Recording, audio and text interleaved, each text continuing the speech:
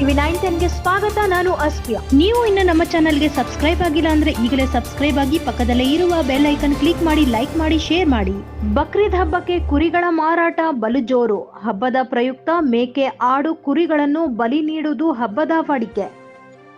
ತ್ಯಾಗ, ಬಲಿದಾನ ಹಾಗೂ ದಾನದ ಸಂಕೇತವೇ ಮುಸ್ಲಿಂ ಬಾಂಧವರು ಆಚರಣೆ ಮಾಡುವ ಬಕ್ರೀದ್.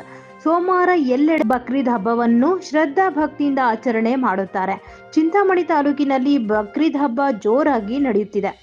ಹಬ್ಬದ ಪ್ರಯುಕ್ತ ಮೇಕೆ, ಆಡು, ಕುರಿಗಳನ್ನು ಬಲಿ ನೀಡುವುದು ಹಬ್ಬದ ವಾಡಿಕೆ. ಕಾರಣ, ಬಕ್ರೀದ್ ಹಬ್ಬದ ಬಲಿಗಾಗಿ ಮೇಕೆ ಹಾಗೂ ಕುರಿಗಳಿಗೆ ಭಾರಿ ಬೇಡಿಕೆ ಬಂದಿದ್ದು ಹೆಚ್ಚಿನ ದರಕ್ಕೆ ಮಾರಾಟವಾಗುತ್ತಿವೆ. ಹಬ್ಬಕ್ಕೆ ದಿನಗಳ ಮುಂಚೆಯಿಂದಲೇ ಹಬ್ಬದ ಪ್ರಯುಕ್ತ ಬಲಿದಾನ ಮಾಡಲು ಮೇಕೆ ಹಾಗೂ ಕುರಿಗಳಿಗೆ ಬೇಡಿಕೆ ಹೆಚ್ಚಿದೆ.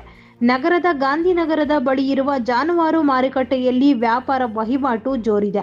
ಅದರಲ್ಲೂ ಕುರಿಗಳು ಹೆಚ್ಚಿನ ದರಕ್ಕೆ ಮಾರಾಟ ಆಗುತ್ತಿವೆ. ಚಿಂತಾಮಣಿ ತಾಲೂಕಿನ ಅಕ್ಕಪಕ್ಕದ ಹಳ್ಳಿಯ ರೈತರು ಅಲ್ಲದೆ ನೆರೆಯ ಆಂಧ್ರ ಪ್ರದೇಶದ ವಿವಿಧ ಭಾಗಗಳಿಂದ ಕುರಿಗಳನ್ನು ಮಾರಾಟ ಮಾಡಲು ಸಾಕಾಣಿಕೆದಾರರು ತಾಲೂಕಿಗೆ ಆಗಮಿಸಿ ಉತ್ತಮ ದರಕ್ಕೆ ತಮ್ಮ ಕುರಿಗಳು ಮಾರಾಟ ಆಗುತ್ತಿರುವುದಕ್ಕೆ ಮಾರಾಟಗಾರರು ಸಂತಸ ವ್ಯಕ್ತಪಡಿಸಿದ್ದಾರೆ. ಬಕ್ರೀದ್ ಹಬ್ಬ ಬಂದರೆ ಸಾಕು, ಕುರಿ ಸಾಕಾಣಿಕೆದಾರರಿಗೆ ಸುಗ್ಗಿಯ ಕಾಲ. ಬಕ್ರೀದ್ ಹಬ್ಬದಲ್ಲಿ ಮಾರಾಟ ಮಾಡಲೆಂದೇ ಕೆಲವರು ಕುರಿಗಳನ್ನು ಸಾಕಾಣಿಕೆ ಮಾಡುತ್ತಾರೆ. ಇಂದು ನಡೆದ ಮಾರುಕಟ್ಟೆಯಲ್ಲಿ ಒಂದು ಕುರಿಗೆ ಸರಾಸರಿ 30,000ರಿಂದ 35,000 ರೂಪಾಯಿಗೆ ದರ ನಿಗದಿಯಾಗಿತ್ತು. ಕನಿಷ್ಠ 30,000ದಿಂದ ಹಿಡಿದು 1,00,000ದವರೆಗೂ ಕುರಿಗಳು ಮಾರಾಟವಾದವು. ಕಳೆದ ಬಾರಿಗಿಂತ ಈ ವರ್ಷ ಕುರಿಗಳ ದರ ಏರಿಕೆಯಾಗಿದೆ.